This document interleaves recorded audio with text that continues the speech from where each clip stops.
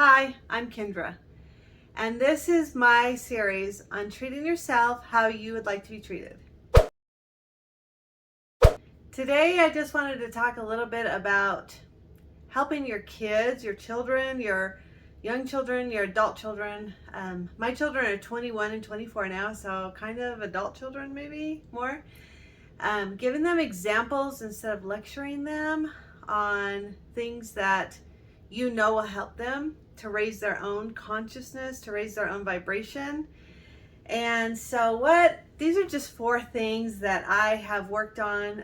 I'm sure there's many more, and I'll probably think of more and maybe make more videos. But for now, these are the 4 things that I just thought about today to maybe give you some examples, just examples from my own life and how I try and really work on showing my daughters, like, as things happen, like, okay, see what happened, see how that totally worked out for you. Like, did you see how that worked out for you? Yeah. But I just feel like they're my responsibility, and to show them how to raise their vibration as much as I can. Obviously, their path is their own path, and sometimes their path doesn't feel well, and I tell them, even if it didn't feel good, it still got you to where you wanted to go, right? And I just try and like show them as they go. So the first one is really teaching them to tell the truth, to own up to what they've done, to take responsibility. And this is so important for all of us, but to really teach your kids to be these kind of people that take responsibility. The second one will be to follow your intuition or your own inner guidance. Man, I think that's probably the most important thing, to teach them to listen to their self and to do what resonates with them and what feels good to them. I think there's nothing better than that to teach your kids that. Number 3 would be how thoughts become things. I really love to teach them that one. Like, when you think something or you're worried about something, how you can bring it to yourself. So definitely something important for your kids to learn. Number 4 today is how taking care of your own things helps raise your vibration and caring about how you're feeling. So these are just 4 of the things that I'm going to kind of discuss today, just my own examples of my own children, and hopefully maybe this will help a little bit. Okay, number 1, taking responsibility, owning up to what you've done. Don't blame others. And believe me, I know exactly how it feels to be thrown under the bus by someone who just refused to take responsibility and instead cast blame on me. And I know how horrible that feels. So I definitely want to teach my daughters to really raise their own vibration, their own consciousness, and to learn that how you feel matters. And when you take responsibility, how it feels really good, really light, really awesome. And when you don't, how you continue to feel shame and guilt and just horrible about things. Some of the hardest things you can do in life, I think, is to take responsibility. And I know that from my own self. I've struggled with taking responsibility and owning up to what I've done in my life, for sure. And so I just have a small example of a little story that happened about a year ago. About a year ago, I was living at a different place, and we were close to amusement parks and fun things like that. So one of my very best friends flew out there to see us, to stay with us for the weekend with her son. And we went to an amusement park together. And it was pretty fun for the most part. And she actually went and bought a really nice mug as a souvenir that she could keep and remember her trip there. Well, we definitely felt some tension between all of us, just because of the way that she treats her son when she's around other people. Is very hard to be around. And so it definitely didn't go the way that maybe it could have been. Anyways, it was pretty hard and stressful on all of us. But all in all, she came to see us, and we really were making the best of the time that she came to see us. Well, we got home really late that night, and so we just left all of our bags in the trunk of my car, and in the morning we could just bring them all in, no big deal. So in the morning, pretty early, I went out to my car to grab all of the bags. Well, I grabbed too many at once. I should not have done it. I knew better. And her bag slipped through my fingers before I could catch it, hit the hardwood, the hard concrete in my garage, and shattered her cup. And when I opened the bag to see, oh my goodness, what was it? It was her mug that she had bought to remember her time with us. I felt horrible in the pit of my stomach. I felt just terrible about what I had done. And immediately I thought to myself, oh my gosh, I cannot admit that I did this. I felt so bad about it, and no one saw me drop the cup. So I could have just said, I don't know how it got broke, and I'm really sorry. But instead, I've really been working on raising my own vibration. And so I took responsibility for breaking the mug. I took the bag inside and I set up on the counter waiting for her to come downstairs for breakfast. And I told her, I am so sorry. This mug slipped out of my hands and it broke. And I was afraid that she was going to be mad at me, and I didn't want her to be mad at me. And especially because of all the tension the day before, that I didn't want her to think I did it kind of on purpose because I was upset, because I didn't. But I wanted to take full responsibility. So I told her, I dropped this. I didn't mean to, and I feel terrible about it. And she was like, oh man, she was kind of mad and kind of like, well, it happens. And I said, it was really, really important to me that you wanted to take home a nice souvenir from our trip. And so I'm going to go back in a couple of days and I'm going to buy you another mug because I really want you to have a souvenir from this trip. And she was like, no, you don't have to. But in my heart, I just wanted her to have that. I didn't want there to be bad feelings between us.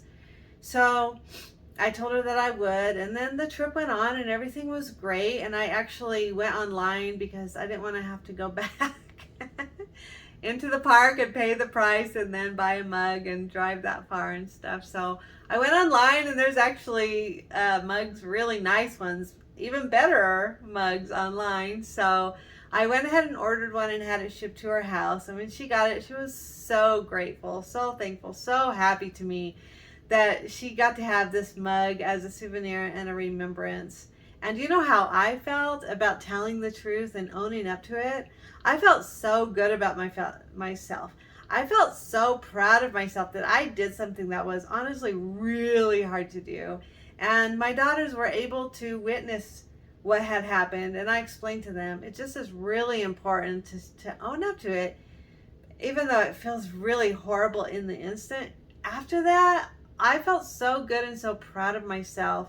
Instead, I would have felt, as opposed to telling her the truth, I would have felt guilty and shame for a really long time. Every time I thought about it, I would have felt bad about myself. And it's really important to me. And I want to teach my kids how important it is, how you feel about yourself. That is truly treating yourself how you want to be treated, and really showing your kids as a good example how that feels. Number 2, following your intuition and your instincts. And I know one of the really good examples when your children are little is to let them choose colors that they like. Let them really say to you and feel proud of it, and let them say, I like this color. I remember when I was young, probably around 5 or 6, and my mom wanted to buy us Christmas dresses. And she took us to the store and I found a dress I really, really liked, and it was a checkered brown and cream dress, and I loved it. I fell in love with it. I loved brown and orange at the time. And my mom said, oh, don't you like pink or blue? And I said, no. So anyway, long story short, she made me choose between pink or blue. And so blue, I found a blue dress. I had a little bit of brown in it. So I bought it and it was okay. But what that taught me was not to listen to what I really liked. And I felt really bad about it. and that she didn't like what I liked, and the whole thing was just hard. And I remember having my own children when they were little, and I can't remember the exact moment or the color that they chose, but I was like, I don't like it. But I remembered my mom not liking what I liked and how horrible it made me feel. And so I said, you know what? If that's what you like, even though it's not what I like, then let's do it. I do remember when my girls were teenagers, we painted their rooms, and we didn't want a crazy color because we knew we weren't going to live in the house forever, but we wanted them to have a color that they liked. My oldest daughter has always loved blue. Blue is her color. And so she wanted to paint her room dark midnight blue. Well, we disagreed on that. Blue is okay, but not midnight blue. It's just too dark and it's depressing. And my daughter was already kind of going through a little bit of a goth stage. And so we said, we have to agree on a different blue. I know we can do blue, but we cannot do midnight blue in your whole room. We could do, accents and whatnot. So we did agree on a certain blue, and we were all pretty much mostly happy about that. So just let your kids, age appropriately, of course, be able to pick out things that they like. Teach them how to listen to their own intuition and their inner guidance. Very, very important to teach them that. Maybe the most important thing you'll ever do. Here's a story about my youngest daughter approximately a year ago when we lived in a really big, crazy city with a lot of crazy traffic. And my daughter already hates to drive, so she didn't drive very often. She didn't really go anywhere, and I usually took her if we did. However, I made her drive sometimes because if you don't use it, you lose it, and I needed her to be able to drive. That was really important to me and for her. And I know we were going somewhere, I don't remember where or why she had to drive me, and I made her drive me sometimes if I needed to go places and I, for whatever reason, couldn't drive. So we got out on the roads, and I knew the city, had lived there for 4 years. I drove this particular road literally every day, at least once or twice a day. And so I knew the road like the back of my hand, and I knew the exits, and I knew which lanes particularly you had to be in and when. She always drove with her GPS, which is great. When I use my GPS too all the time. And so she had her GPS on, and I told her, okay, if you want the easiest, fastest route to get you there without having to change lanes, the path of least resistance, I like to call it, then as soon as you can, safely, get all the way over into the left lane just when you can, but within the next 5 minutes. And so she just worked her way over into the left lane, which is what I did every single day. And I said, okay, stay in this lane all the way there. It's like 20 minutes, you'll be fine. There's going to be lanes coming and going, but if you stay in this lane, then you'll be perfectly fine. And so as she was driving, the GPS would say, okay, get in the left lane now, or okay, get in the right lane, or merge, or whatever. And she would be like, Mom. And I said, I promise you, I love you, and I drive this road every single day. Do you think I don't know what I'm talking about? And then it occurred to me, I said, this is like God. So I said to her, this is how God has to feel about us, or our inner guidance, who is guiding us, because obviously they're smarter than us. They know the route. They know the path of least resistance. They know where we want to go. And obviously they're going to help us get there in the best possible, safest, fastest, easiest route that they can, right? And so I explained that to her. I said, just like you're listening to me right now, and you know I love you, and I don't want any harm to come to you, right? Yes, I know. And I said, and you know I drive these roads every day, so you know I know these roads better than you do, right? I don't know about GPS, but I know these roads. I promise you, trust me. stay in this lane and you're going to get there and you're going to be perfectly fine. And she's like hesitantly like, okay, Mom, because she does know me and love me and trust me. But GPS was like trying to like lead her, to keep changing lanes. And I said, just stay in this lane, I promise. And so she stayed in the lane and she drove and she goes, I guess you were right. Words we love to hear. But no, I just wanted her to see, look, trusting sometimes even when you can't see what's ahead, but you have someone right next to you that loves you, that you can trust. And that's just like listening to your inner guidance, your inner tuition. You can trust it. It only has the very best intentions for you and it's not going to harm you. And so that's just a little example, but I like to use little examples that are actually really happening. And they'll just come to you sometimes. You can say, hey, did you see that? Did you see how that worked perfectly for you? Things do work out perfectly for you, don't they? I love to say that to them.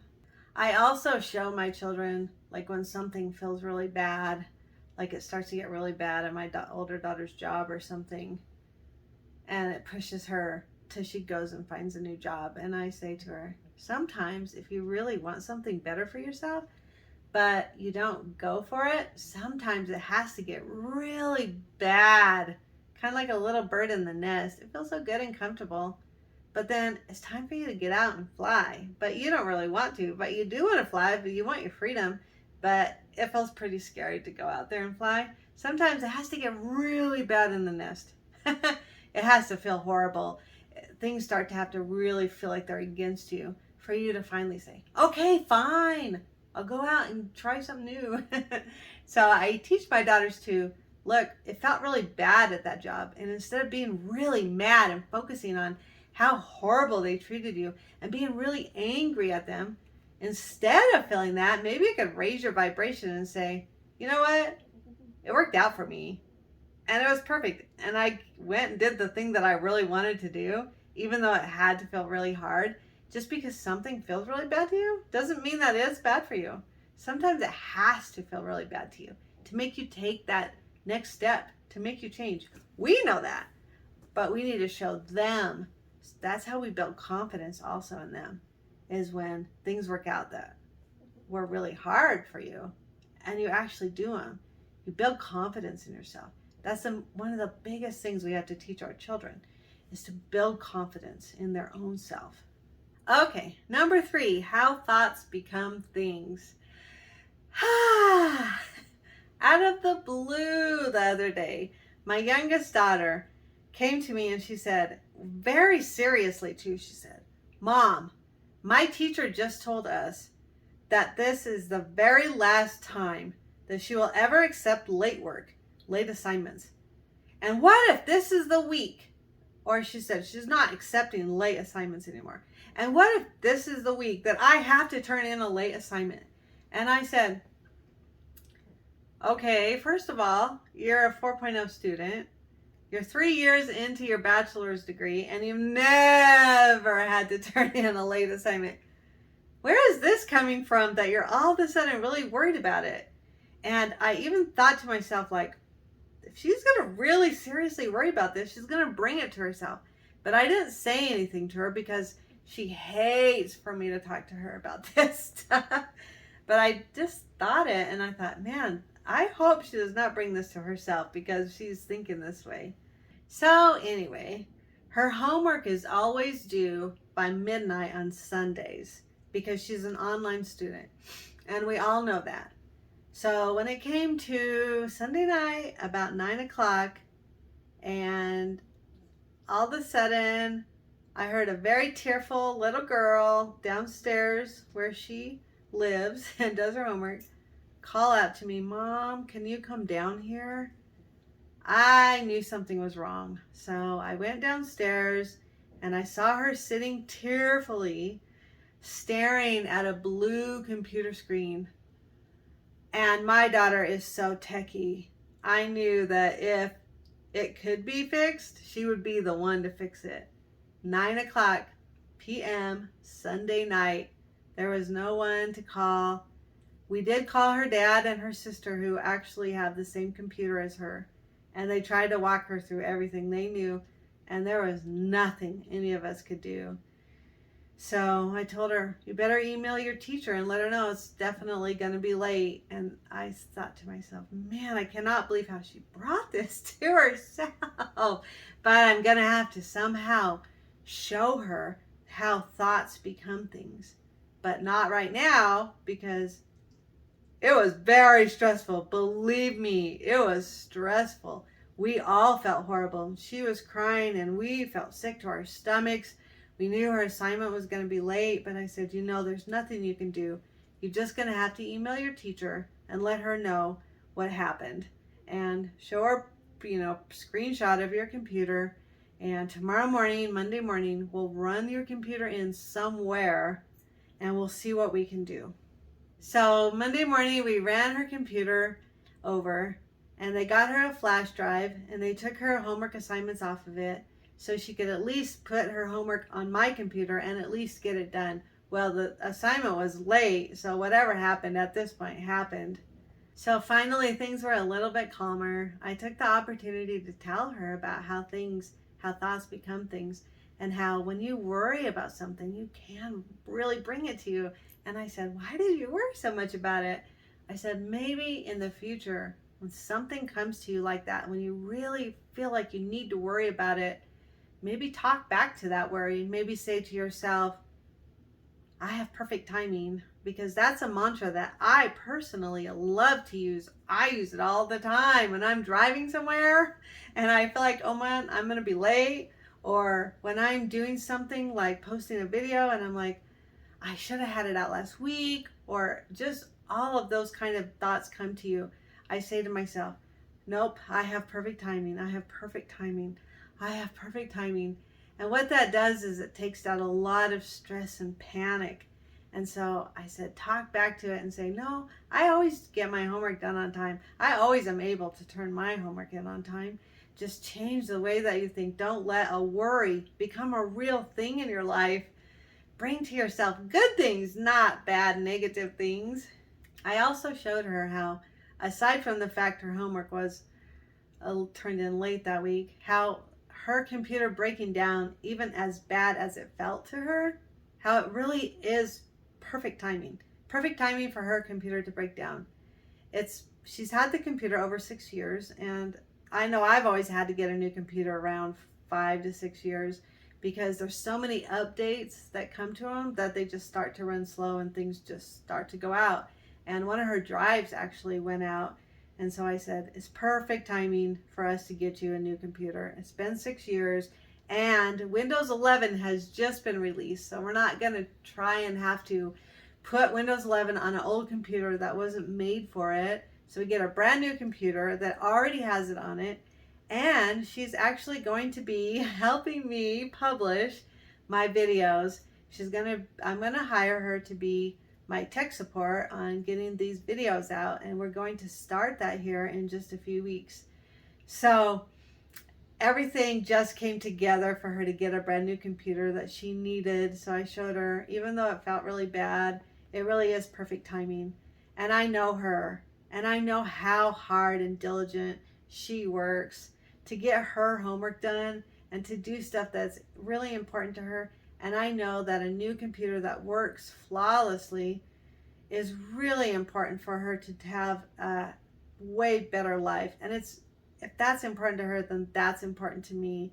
And I just wanted her to see how I want to help her succeed in life as well. And how even though things feel bad, sometimes it's perfect timing and it just prompts you to do what you really need to do, the next step in life. And for her to really see perfect timing is really amazing for me to be able to show her. Okay, number 4, taking care of what you have. We can all learn lessons from that, but really teaching your children, take care of what you have and care about how you feel. Put things away, make things look nice, and really take care of what you do already own. And if you take the very best care of stuff that you own, you can actually bring even nicer things to you. So when something breaks, really work on getting it fixed. And if your child comes to you and says, will you help me fix this? Then help them fix that, because you know how important it is for your children to have things that are working. You can even teach them to ask themselves, is this going to raise my vibration or lower it when they're looking at something and it looks bad or it feels bad? You don't want that in your consciousness. I remember when my daughter, at 20 years old, my older daughter bought her first house. We were so proud of her. Of course, we helped her a little bit, but not that much. She really did it on her own. But it was a house built in the 80s, and parts of it had been upgraded through the years, but parts of it had been completely neglected. And downstairs was her master bedroom and bath, and her master bath had never had any love or care. Nothing new was ever added to it. It was really gross and disgusting. It really was. And since we had already remodeled our house, we knew how much it would make her feel better about herself if she could have that one room, the worst room in the house, up to a really nice, beautiful place that she could go into and feel good about herself.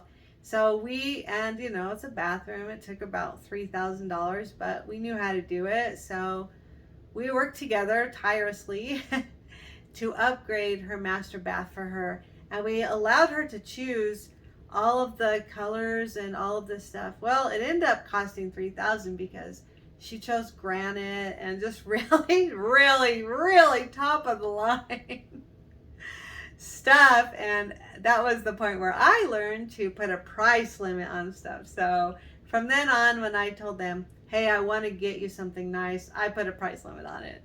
Instead of just, I want to get you something nice, go to the top of the line of everything. I'm telling you though, I think her bathroom is the most beautiful bathroom that I've ever seen in my life. She did an amazing job. She actually picked a vanity that was like a bluish greenish color, and it's gorgeous. And she went with black and gray accents, with the black granite on top, and had a little bit of blue and gray accents, with the sinks that sit on top that are the dome sinks. I can't remember what they're called. And just all black faucets, and just amazing. I mean, it's amazing. And then we matched the color. We did like a black marble looking flooring, even though it was vinyl pieces, planks that we put together. It just came together so beautifully. I just am very proud of her. I'm proud of the fact that we could do that for her, because we know how much that'll make her feel better about herself. And slowly, as she's lived there for a couple of years, she's improved more things on her own, and she takes better care of it, and she keeps it as clean as she possibly can.